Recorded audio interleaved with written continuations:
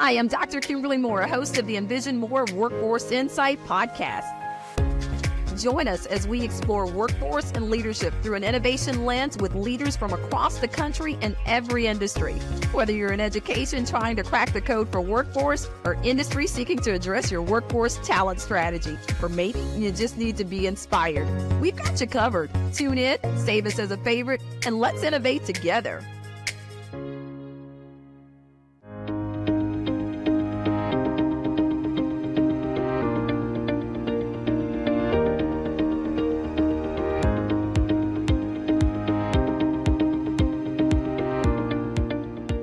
Welcome to another episode of the Workforce Insights podcast. And I am so excited to have with us today as our guest speaker, Emily Fabiano, founder at Workmorphous, an amazing entrepreneur, and you'll get to learn so much more during this conversation.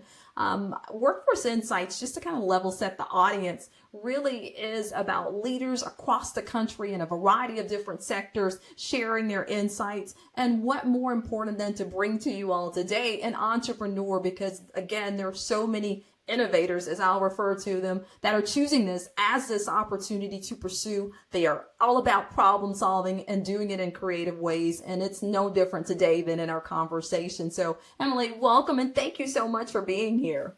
Thank you, Dr. Moore. I'm super excited to be here and to be joined by a fellow entrepreneur and innovator like yourself. So thank you. Super excited. Yeah, the stars have aligned on that. And I think to just get the juices flowing with our guests, we're going to start it off with you sharing just a little bit with our listeners about your own personal journey. What drove you to the entrepreneurship and what inspired you to start Workmorphous? Love it. Well, this might sound cliche, but I think the entrepreneurial spirit is within all of us. And some of us kind of believe that we have it from an early age and others discover it along the way. And my journey was more of a discovery. So actually my first taste of entrepreneurship was when I was 20 in college. And it was actually a pretty fun scenario. I grew up playing ice hockey, and as a result of the training, lifting weights and things like that. And in college, I had a couple of friends come up to me and ask me about weightlifting and wanted to learn more about how to lift weights and what to eat and meal prep and meal planning and things like that. So I actually ended up effectively running an illegitimate, if you will, personal training and meal plan building business in college. So I was about 20 at the time. But, you know, I like to tell that story because it's a fun part of the journey, right? That's the first time I realized that I had a skill set that I was able to bring value to other people's lives and help them in a way that, you know, helped their quality of life. So that was my first journey into entrepreneurship, and kind of the taste of that made me excited about what's possible. But a little bit about my background in workforce development and my entrepreneurship story. So I am very fortunate that I found my passion in workforce development very early on.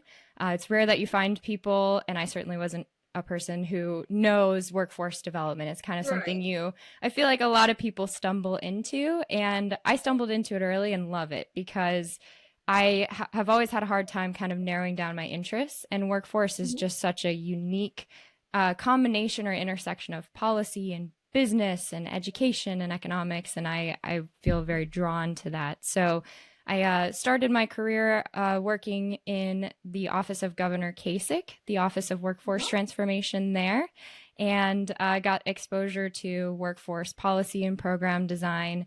And then ultimately was when Governor Kasich was leaving office, he was term limited. We had a new administration came in. I was asked to be the interim director of that office when I was 24, which was a really incredible experience. And that involved working across different agencies with all different stakeholders to design programs, including some of the prominent workforce programs in Ohio today. So I had the opportunity to build a team to really build a new initiative, and that felt entrepreneurial in its own way.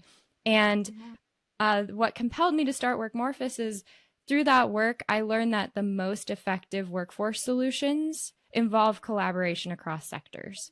And I felt compelled after getting a taste of that and being on the public sector side of that to help more organizations achieve that through cross-sector workforce and policy consulting, which is what Workmorphus does today.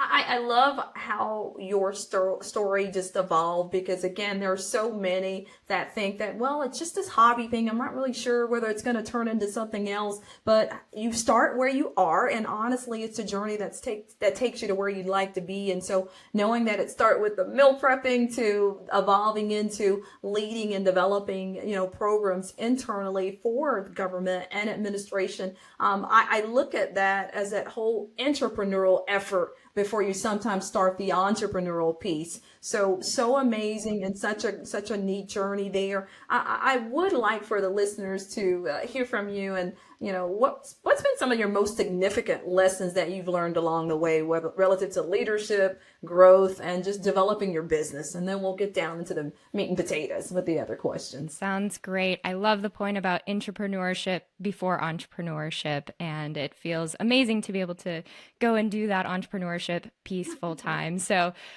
really exciting to talk to you and hear your journey as well. And lessons in leadership. So one of the quotes that I read recently that I absolutely love is, "You're not a leader until you've developed a leader who developed a leader." And I find that so powerful. Yes. And particularly because I wouldn't be where I am today if I hadn't had leaders bet big on me. Yes. I was very much an unlikely candidate for all of the positions that I've had the opportunity to be in. And, my first boss took a chance on somebody coming from Arizona to be in Ohio leading policy and, really took that chance on me and believed in me and was a career sponsor. And then my next boss, the lieutenant governor, really was a career champion for me as well. And he's the reason why I was able to be in a position at a director level at 24. So I feel very privileged and fortunate to have had those opportunities. And to me, leadership is all about paying that forward and being a champion for people who are, maybe young in their career, unlikely candidates in any kind of way. And that's the type of leadership that I strive to emulate every day. Such an important nugget. I tell individuals that I mentor and I share with them, I said, please don't get lost in the likes that you see on social media. What you need is a sponsor, someone that's going to take you into a room that you're not present, but they'll take your name with them. And I think that's critical for folks to understand because otherwise, you can get lost in this world of, hey, well, I got 20,000 likes, but is it, allowing you to move into your destiny? So I love and appreciate the journey that you've had. And I would say to you as well that that's been mine, people willing to make that investment and give you that opportunity that really catapults you to the next step. So, as I think about Workmorphus going from this idea to this organization that's birth, and the focus is on strategic planning and policy advising and program development, all focused around, maximizing workforce resilience and economic growth. Can you provide, our listeners an overview of the current landscape in this sector and any, recent trends or changes that have influenced your work and how you're going about it? Absolutely. So, Dr. Moore, as you know, there are so many trends right now that I feel like we could talk about this for 4 days on a podcast. But I would be remiss if I didn't acknowledge the rapid technological change that's going on right now. And I don't want to spend a lot of time on that because I know there's a lot of information out there, a lot of news out there, but just the pace of change and the way that emerging technology is changing the skills that we need to succeed in jobs and what that means in terms of our ability to all be continuous learners and to constantly seek new skill sets and new upskilling opportunities. And that's one of the biggest things that I enjoy about our work is that we've had the opportunity to help governments and industry organizations design those upskilling programs. So that's a big one. We also have a podcast called Workmorphus Wired. We started in November of 2023. So it's relatively new, but we explore some of those emerging technologies that are impacting the future of work. And we actually interview leading technologists who are experts in their own technology and ask them questions that reveals some actionable insights for non-technical decision makers. So if you're ever interested in learning more, we've got a lot of really good conversations with leaders who are pioneering in AI. But for today's conversation, I'd love to focus on another trend that I feel like is pretty underappreciated, and that is kind of the current state of our economy being in full employment. So national unemployment rate right now, as you know, is 3.8%. A lot of communities are at full employment, and that is driving a lot of our conversations about a tight talent market, having difficulty finding talent, et cetera. The point that I think is underappreciated in some of these discussions is that full employment really isn't the full story, because the term might suggest that nearly everyone who is capable of working or wants a job has one, but the reality, as you know, is much more complex. So the unemployment rate does not count people who have been discouraged, they've been unemployed a long time and have stopped looking for work. It also overlooks people who are underemployed, perhaps working part-time in jobs that aren't utilizing their skills or that are not paying them adequately because they can't find those full-time opportunities. So one trend that I would really like to see more discussion about is hidden workers. And I'll explain what that means momentarily. But in 2021, this concept really started to arise. Harvard Business School released a report that estimated there are 27 million hidden workers in the US. And these are people who want to work and are actively seeking work, but often fail with their job seeking efforts because the hiring processes focus on what they don't have, a specific degree or credential. Screens them out versus screening them in. Yes. Yes, exactly. So one of the things that's so important to note about this population of hidden workers, one, there are 27 million of them. So it's not where are the people, it's how do we connect with the people. And the other is that these are people from all backgrounds. I mean, these are military veterans and spouses. These are people who have caregiving responsibilities, people impacted by the criminal legal system, young people who aren't in education or careers, things like that. So I think as leaders in workforce development and across sectors that touch workforce in some way, it's really important to do a better job of telling that full story and doing better for hidden workers themselves. So employers, for example, can help by reevaluating their hiring processes and removing any unnecessary requirements, asking, does this job actually require a four-year degree? Why? And then focusing on skills and competencies instead. So the term being, of course, skills first hiring. Yeah. Yes, you got it. And then policymakers can help by considering policies that remove these barriers for hidden workers. So, for example, for, let's say, military spouses who are moving frequently, licensure can be a barrier.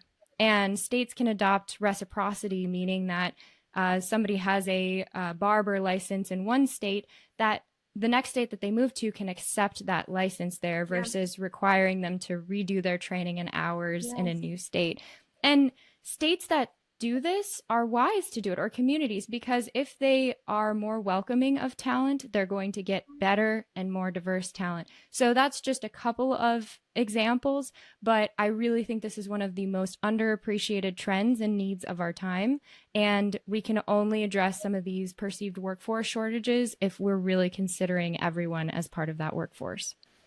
I think, one of the, and I want to be transparent with the audience. One of the things that attracted me to not only this conversation and inviting you on as a guest is our collaboration. The work that we do, and there is certainly the need and desire for the policy component of it. And then, of course, our shared passion of designing programs and making sure that they can be implemented and scaled throughout. I think it's just something that those that are involved as a decision maker and are listening to this episode, which everyone should be tuned in, should appreciate and understand that this is a larger conversation, and it's one that we need to take on because, again, you hear it throughout industry. They're looking for talent, but are they, when you think about that hidden talent that should not be hidden, that should be uncovered. So there's a unique opportunity, the one that we should challenge each of ourselves, everyone, to be a part of that solution and coming up with how do we make it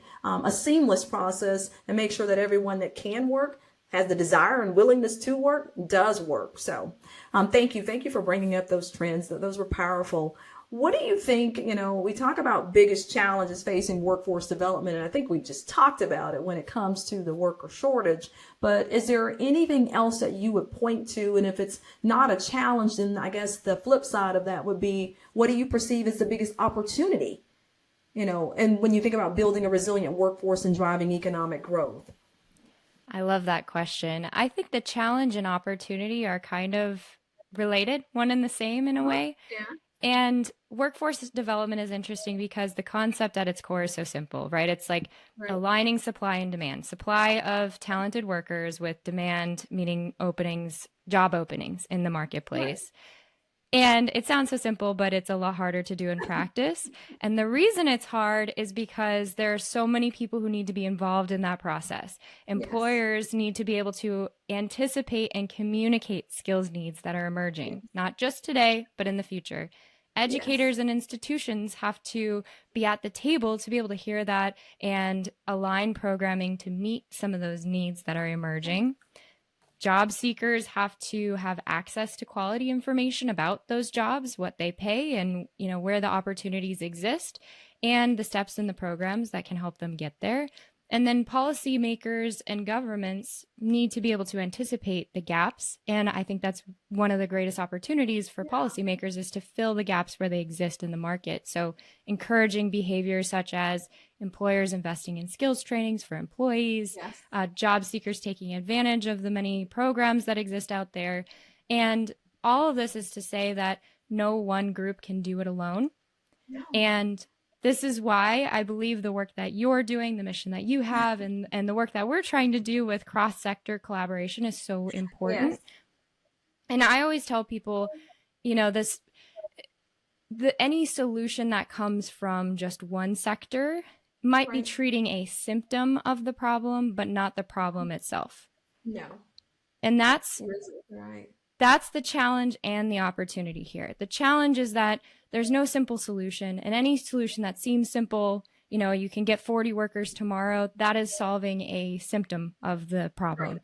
And the work that we are doing, and that's why I'm so excited to be working and collaborating with you, is addressing some of the root causes of these problems. And it's hard work. It takes time. It is not easy to collaborate across sectors. But when we do it right and we bring the right people together to design solutions, we're changing systems rather than putting a Band-Aid on some of these challenges that just keep popping up later on if we don't address the root cause of the problem.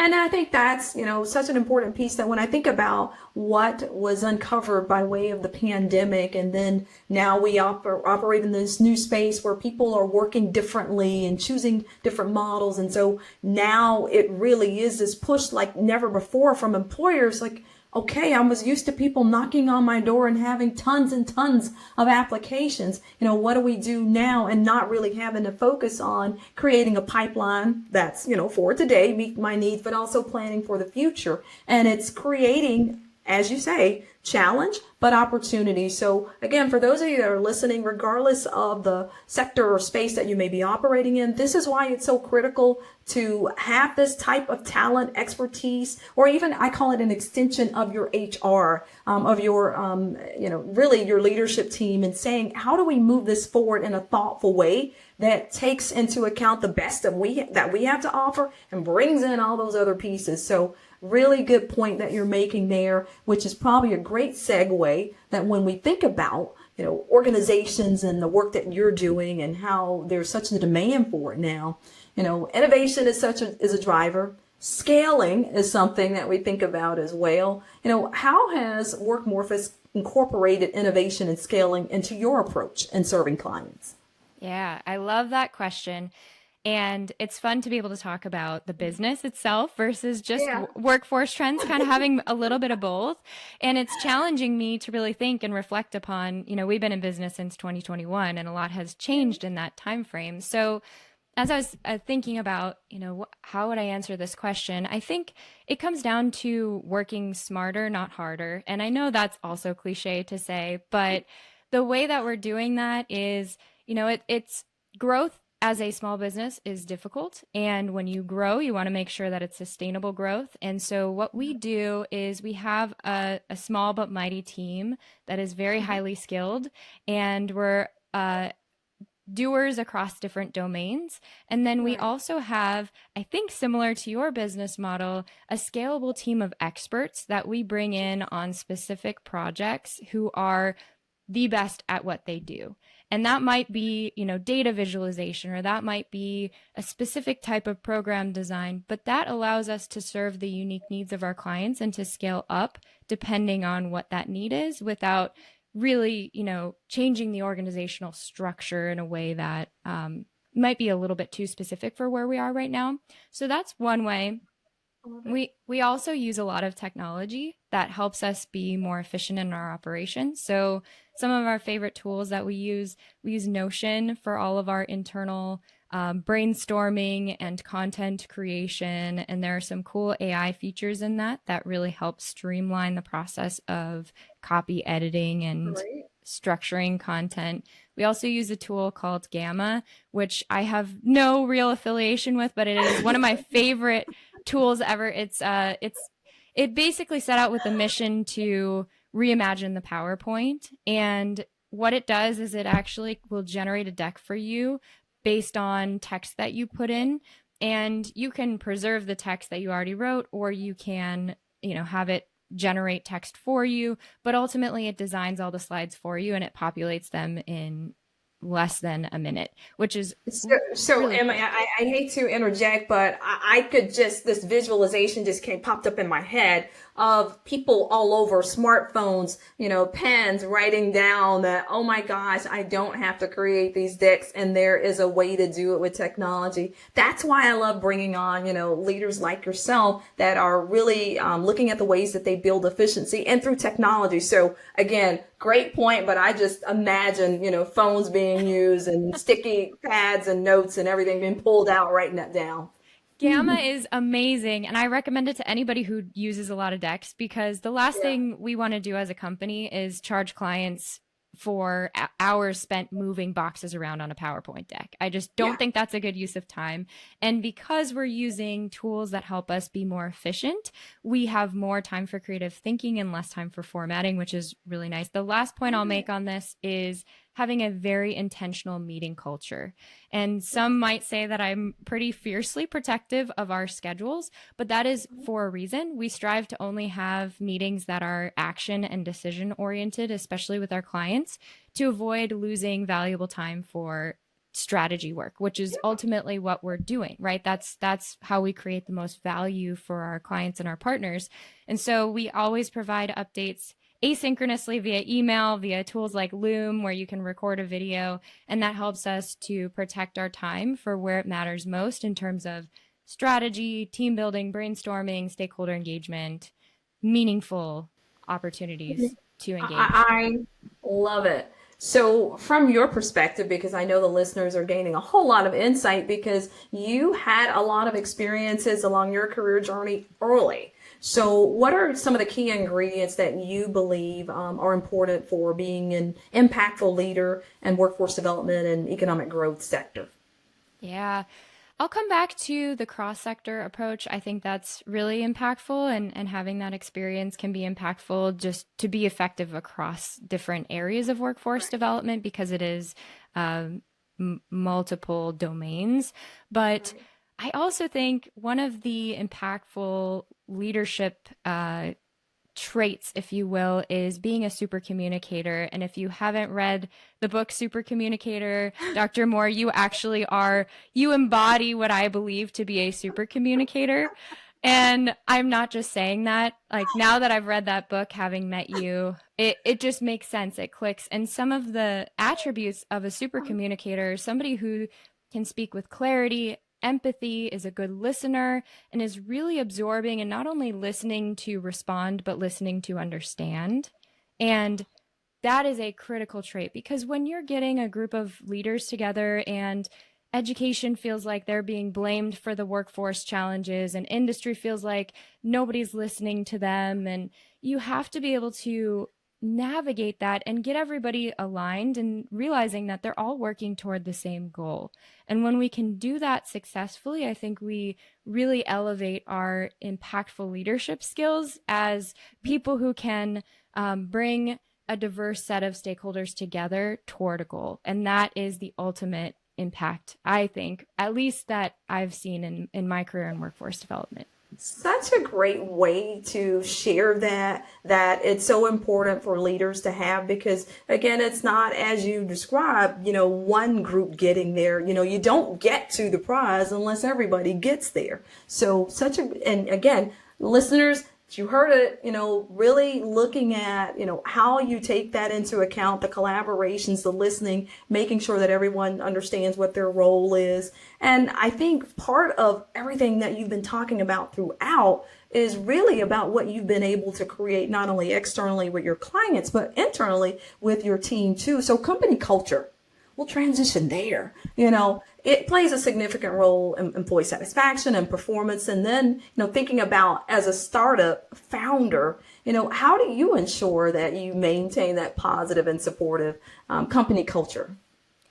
This is something that we're working on every single day, and I'm working on every single day and still learning. So I would love to pose that question to a lot of people, including yourself, and learn from you as well. But I think some of the key components, definitely transparent, clear, and regular communication.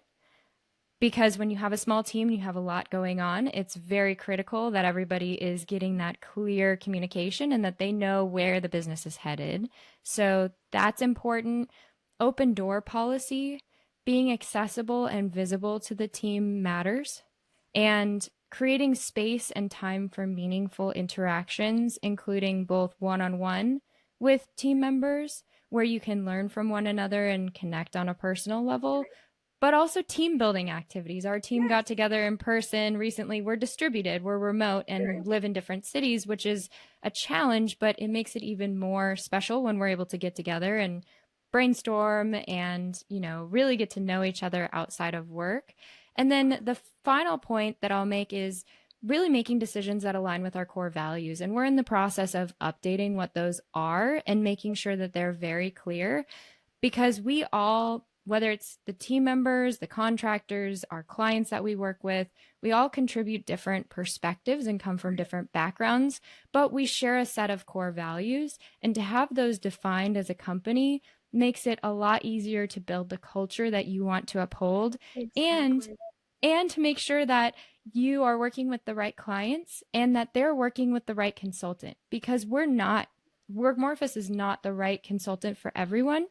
Exactly. And having those core values and putting them front and center, which is something we're working toward doing, is one way to really find the connections that work the best and the areas where we can collectively make the most impact. So when you think about, the success that you've had, how long you all have been up and operating with Workmorphus, what are, crystal ball? You got the crystal ball. What's in the future of Workmorphus? Goals and priorities, that's going to drive positive impact and growth. What's on your horizon? On the horizon, we are looking to expand our portfolio of national policy work. So this is something that we do right now, and we've been learning as we work with more national nonprofits and policy-focused clients that there's an opportunity. And when we talk about core values, this is a really fun area for us. When we connect with a national nonprofit or a policy group that is laser focused on a policy cause that we really believe in, such as addressing the benefits cliff or opportunities for those who have been impacted by the criminal legal system, things like that, it is such a great opportunity to bring that policy perspective and work to new markets. So one of our key services and strategies moving forward is helping national policy organizations with state market entry strategy. So helping them bring their work and their cause to states and make it actionable, where it's being implemented from a policy perspective or with employers in the community. And these are all workforce and economic growth related policy priorities. But that is something that we're really excited about and growing the practice in. And I will be relocating from Ohio to Philadelphia and much closer to DC and making regular DC trips. So that's something our team is really excited about, is continuing to grow the impact by being able to bring great ideas to life in a real state environment. I love it. I am hearing phones ringing. That's your new clients calling, your emails going off about this opportunity, because again, the alignment and the ability to scale, again, much of the work that I am interested in doing, whether it's on a local, state, or national level, policy is so important to have around it, to give it that extra lift. So I love the fact that we have a collaboration and the opportunities that are certainly in that future. And for the listeners, hearing how impact can be greater than you ever thought it could be. And I think as we transition to what is actually the final question, but please know that the virtual door is always open for another interview with you. Could you share with our listeners, because again, we went a different route. This time we went entrepreneurship, and we've been hearing from all the different sectors, whether it's been public or private, but entrepreneurs, I mean, it's a big thing. So what advice would you give to aspiring entrepreneurs who are looking to make an impact in workforce development in the economic growth sector? Be a sponge. Really be a sponge. Go to events, read studies, introduce yourself to people, have discovery meetings, just ask good questions. And this is such a great collaborative field that people are always willing to take those meetings, take those calls. When people reach out to me on LinkedIn, I almost always say yes, because I love getting to know what people are working on at any phase or any level of organization. And then you never know what comes of that. Sometimes it's an interesting connection that helps somebody in your network with a gap that they had. So I think that's a key part of it, is just being open to new conversations and opportunities. I would also say, don't be afraid to, if you're in the consulting space, don't be afraid to work with other consultants. We refer businesses to our peers, or business to our peers, all the time. And, we, in this field, we're all expert collaborators, and being able to do that together as peers and, in some cases competitors, is even more powerful. And then last but not least, I would say in workforce development, when I started Workmorphous in 2021, I had to explain to people what workforce consulting was. And now I feel like everybody kind of knows what it is, which is great. But it also indicates that there are a lot of workforce consultants out there. And I think we need that, right? We have a lot of challenges, and there's more than enough to really for everyone to be working and thinking about this issue. But if I'm giving advice to those who are entering the workforce space as an entrepreneur, I would say find a niche or two that you're passionate about and become the first or the best at that niche, and you will be able to stand out for a long time. Such great wisdom, which is what we're about. We're sharing, we're getting the information out. I want to thank our listeners again. Such a powerful interview and conversation. I can't wait to follow the journey of Workmorphous and just the impact that I know that you'll have across the nation and beyond. Listeners, please do remember to not only save it, but certainly subscribe, share. You can join us, whether it be on Apple, whether it be on Google, YouTube, at Spotify, and the list goes on. Please be sure to tune into our next episode. Until then, bye-bye. Thanks for tuning in to the Workforce Insight Podcast, powered by Envision More Consulting Group, where we bring your bold visions to life. Remember to subscribe, share, and stay tuned for more insights on navigating the world of workforce and leadership. Until the next time, be bold, be great, and let's innovate.